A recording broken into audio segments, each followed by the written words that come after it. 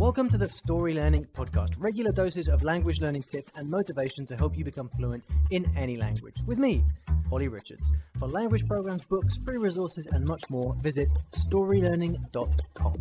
Good morning, everybody. Welcome back to the I Will Teach You a Language podcast. Okay. A few cool things coming up. We've got the Polyglot Conference coming up at the end of October.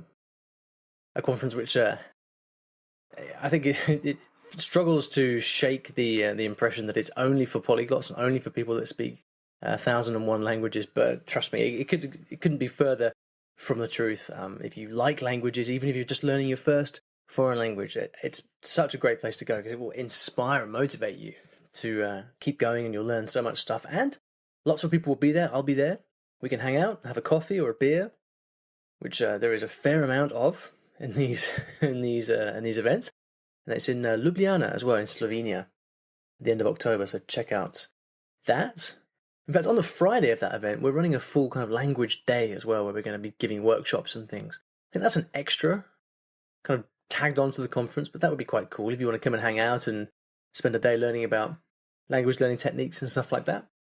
Check that out. You can just search for Polyglot Conference 2018 for that. What else has been going on? Yeah, so this podcast will soon be on Spotify.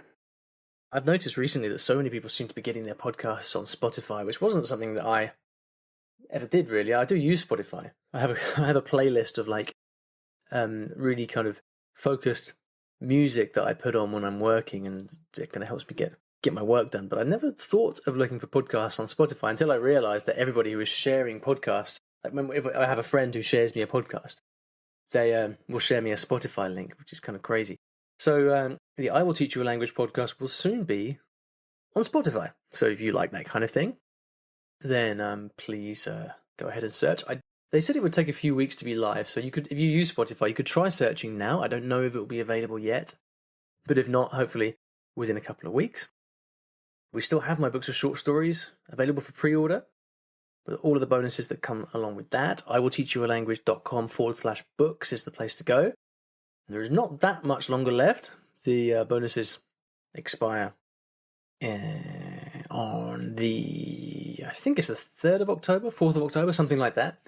So you've got a couple of weeks, a week or so still. Of course, I appreciate every single order that comes through for that. Teach Yourself have been very, very, very happy with the release so far. Many, many thousands of copies have been ordered by publishers and bookstores and people like that in the US.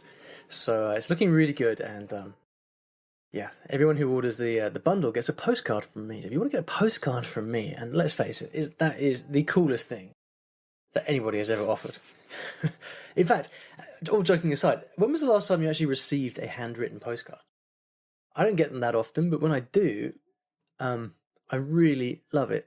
So, I don't know, there's something about someone taking the time to sit down and write a postcard and mail it to you that just feels a little bit more personal than an email, doesn't it? So anyway, everybody who buys the collection of 6 storybooks gets a personalised postcard from me, which I'm going to be very much looking forward to sitting down and writing. My hand will probably drop off by the end of it, but anyway, that's something to look forward to. Now, we've got an email question today from Ellen. Lovely email that Ellen sent, and I'm going to read it out and then give you my thoughts. Very relevant to any of you guys who are studying at uni. But also, to be honest with you, lessons for everybody, I think, who studies a language quite seriously. So Ellen says, "Hi Ollie, I am a university student currently studying a degree in German and Spanish. While contact hours at uni of course provide regular practice in the languages I'm learning, I know it's also important to do extra study outside of the regular work for these classes. I have a bit of a problem though. I never know what to prioritise when it comes to doing extra revision. Sometimes I think I should concentrate on vocabulary, but then I remember grammar points I still don't understand, and verbs I still struggle to conjugate.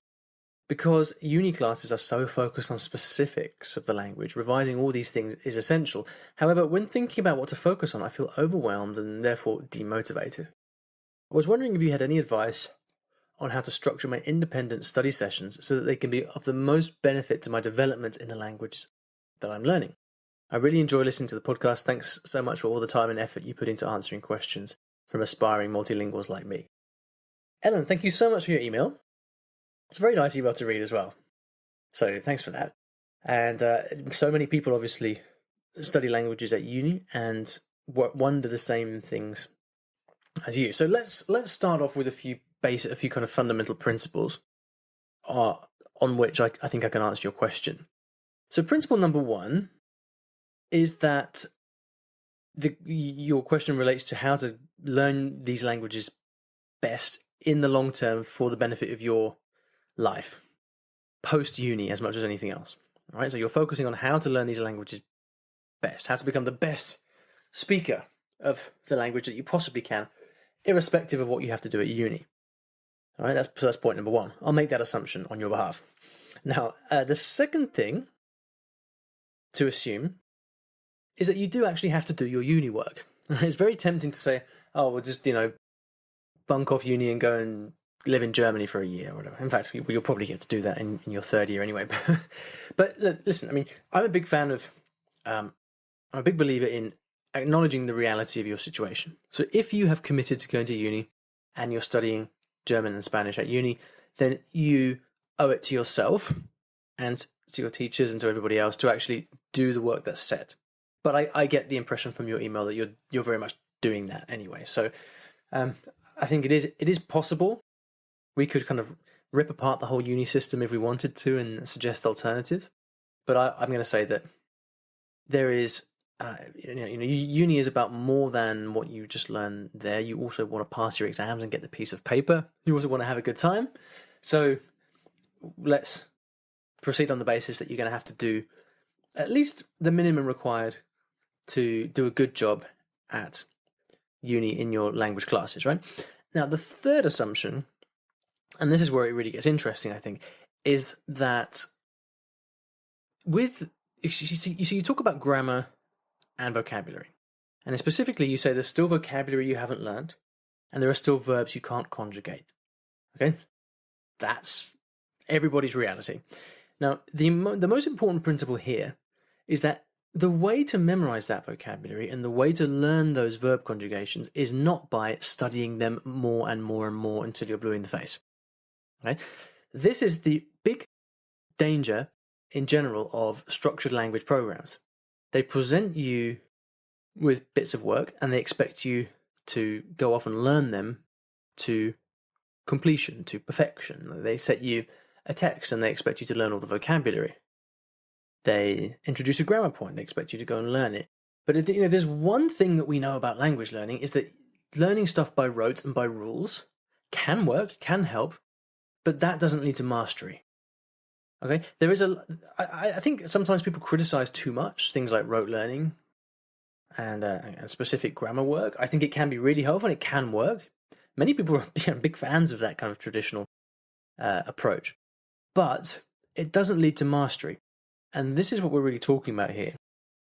I think it's important to acknowledge that you're going to feel the desire and the sort of scholarly impulse to study and master these verb conjugations and memorize all this vocabulary, but you won't ever be able to do it to the level that you want, because it's a never-ending rabbit hole.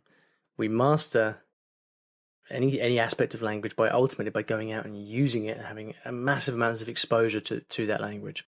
Right, so I think as this relates to your work at uni, when you get set a piece of work, do whatever you feel is the minimum acceptable level. So if you like I said in the previous point, if you've got a grammar test, then study for the test. If you've got a novel to read, then sure, look up the vocabulary. But I think what you're driving at here, Ellen, which I really love, is how can you do the work that you have to do at uni, but then actually set yourself up for real language success over time.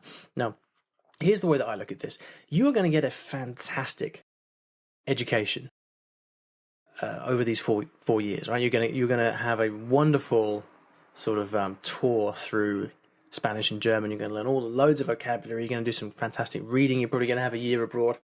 Honestly, all the kind of academic, scholarly, studious stuff, I have no doubt that will be taken care of perfectly. And so, to my mind, you've really got one job in terms of your free time that you want to devote to improving those languages. And that is to develop an interest and a passion in the language on a personal level. And this means going out, speaking, finding friends who you can start to communicate with in the language, finding TV shows you like, books that you can read, I don't know, Instagram people who write stuff in their language, whatever it is.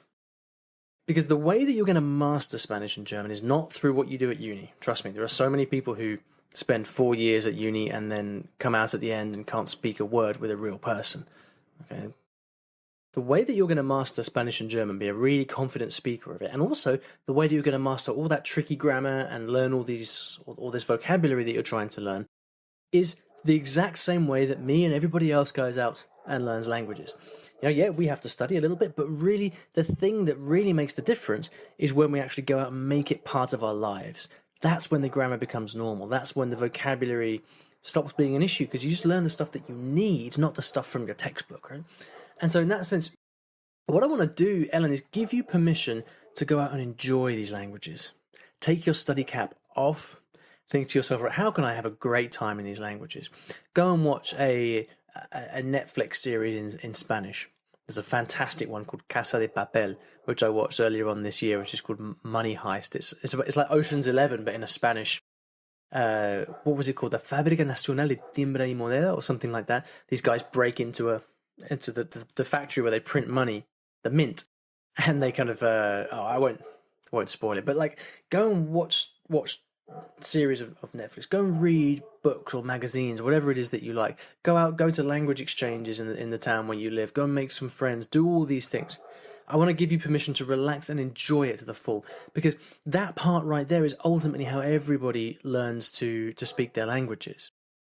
I mean, you have to study too, sure. Most people do a little bit of study here and there. Maybe they go to classes, maybe they go through textbooks, and that's important. But you're getting that in spades, Ellen. If anything, it's like you're really out of balance here. You're getting so much input, so much study time. You need to balance that out as much as possible with the stuff that really results in comfort and ease in the language. Okay, so I give you permission, whenever you are done with your study for university, to go out and find things that you love in Spanish and German and spend as much time as you can absorbed in those things. Trust me, that is what will make the difference. Thanks for your question, Ellen. I really appreciate it. I hope that was helpful. If you'd like to ask me a question, please go to iwillteachyoualanguage.com/ask. You can also send me an email, like Ellen did. Just make sure you mark it clearly in the subject line for podcast question or something like that. That way it doesn't get lost in the mix. Now, today I would really like to hear from those of you who did study languages at uni, because I know many of you listening do or did. I'd really like to hear your thoughts on this. So please go over to the show notes, iwillteachyoualanguage.com/episode 277. And I'd like your input on this as well. What do you think of the advice I gave Ellen? Because bear in mind, I didn't do languages at uni, so maybe I'm giving bad advice. I don't know. But I'd like you to please weigh in and let me know and let Ellen know what you would recommend. So please head over and let us know. iwillteachyoualanguage.com/episode 277. All right then. Your other task for today, should you choose to accept it, is to go over and subscribe to my YouTube channel so that you get to see the final video of my Italian series, and you get to see a beautiful place in Italy, spoiled by me in the foreground, but no, nevertheless. The Italy part is nice, so go to YouTube and search for Olly Richards and subscribe to the channel, because I'm going to put a lot of work into this video in this place that I'm not going to mention in Italy. So please go ahead and subscribe to that so you get to see it. Thanks very much for listening, and I'll see you back in the next episode of the podcast. Thanks for listening to today's episode, and in case you didn't already know, I teach languages in a rather unusual way, through stories. Now, stories are a great way to learn a new language because when you're engrossed in a story, you remember things more easily, and the mechanics of the language just start clicking inside your brain. It's quite something, and if you'd like to find out how you can learn a new language or improve your skills in a language that you already know and do it with the power of stories, then you should check out my free story learning kit, which will teach you exactly how this method works. works and how you can use it yourself to learn a new language. Visit storylearning.com/podkit. That's PODKIT to get free access. Inside, you'll find explanatory videos, masterclasses, worksheets, short stories to practice with, and much, much more. Once again, that is storylearning.com/podkit, PODKIT. And if you're lucky, you might also find a link in the podcast description or show notes of this episode.